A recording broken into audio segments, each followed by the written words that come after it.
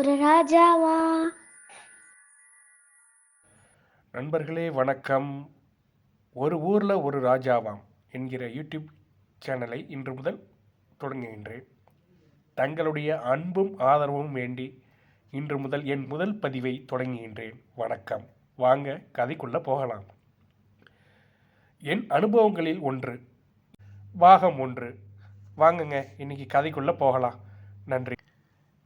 என் பெயர் மதியழகன்.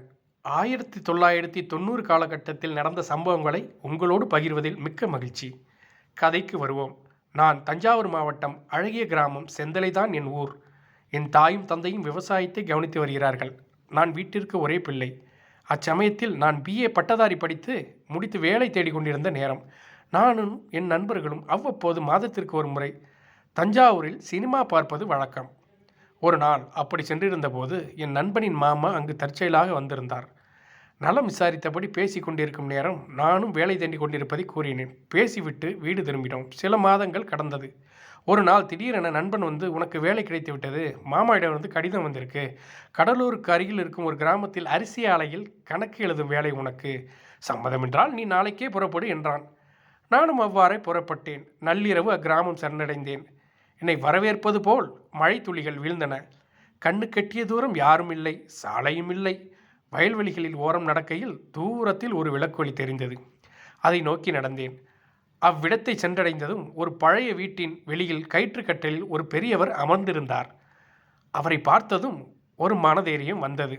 ஐயா, நான் இங்கு அரிசி ஆலையில் வேலைக்கு வந்திருக்கிறேன். இன்னும் எவ்வளவு போக வேண்டும் என அவரிடம் கேட்டேன். ஆலைக்கு இன்னும் 6 மைல் போகணும் தம்பி என்றார். மணி இப்போதே 10 ஆகிவிட்டது ஐயா, நான் இங்கு தங்கி காலையில் செய்கிறேன் என்றேன். அவர், அதற்கென தம்பி, திண்ணையில் படுத்துக்கொள், வீட்டில் யாரும் இல்லை, வீடும் பழுதாகிய நிலையில், அதனால்தான் நானும் வெளியே படுத்திருக்கேன் என்றார். நானும் பெரியவரும் உறங்க ஆரம்பித்தோம். இரவு நகர்ந்து கொண்டிருக்க 12:30 மணி அளவில் திடீரென கதவை திறக்கும் சப்தம். உறக்க நிலையில் சரியாக தெரியவில்லை. காலின் கொலுசு சப்தம் என்னருகில் வருவது போல் உணர்வு. சட்டென விழித்து பார்த்தேன். ஒரு பெண் என் காலடியில் நின்று என்னை யாரென்று கேட்க விவரங்களை சொன்னேன்.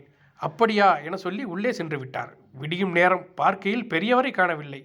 கட்டிலும் இல்லை. எங்கே சென்றார் என யோசிக்க வீட்டினுள்ளே பெண்ணின் அழும் குரல். கதவரையில் சென்று பார்க்கலாம் என நினைத்த நொடி ஆலைக்கு செல்லக்கூடிய லாரி அவ்வழியே வந்தது. உடனே நானும் அங்குதான் செல்வதாக கூறி லாரியில் ஏறிவிட்டேன். பின்னர் அங்கு வேலையாட்களோடு லாரியில் பேசிக்கொண்டே சென்றேன். அவர்கள் அனைவரும் பக்கத்து கிராமம் என சொன்னார்கள். நானும் என்னை அறிமுகம் செய்து கொண்டேன். நேற்று இரவே வந்துவிட்டேன். ஊருக்குள் வர முடியவில்லை. தாமதமானதால் நல்ல வேளை அந்த வீட்டு தாத்தா தங்க திண்ணையில் இடம் கொடுத்தார். இல்லையெனில் மழையில் ரொம்ப கஷ்டமாயிருக்கும். அதில் ஒருவர் மிகுந்த அதிர்ச்சியோடு, தாத்தாவா? அது யாரு? நாங்களும் இப்படித்தான் வருகிறோம் போகிறோம். நாங்கள் யாரும் பார்த்ததில்லை. அதற்குள் ஒரும் வந்தது.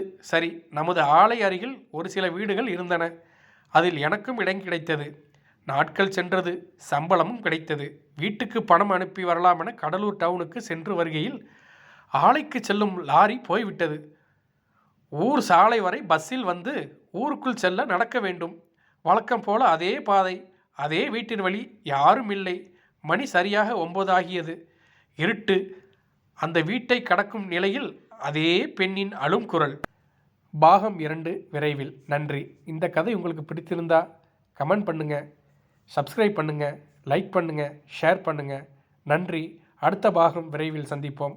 வரை உங்களிடம் விடைபெறுவது உங்கள் நண்பன். வணக்கம்.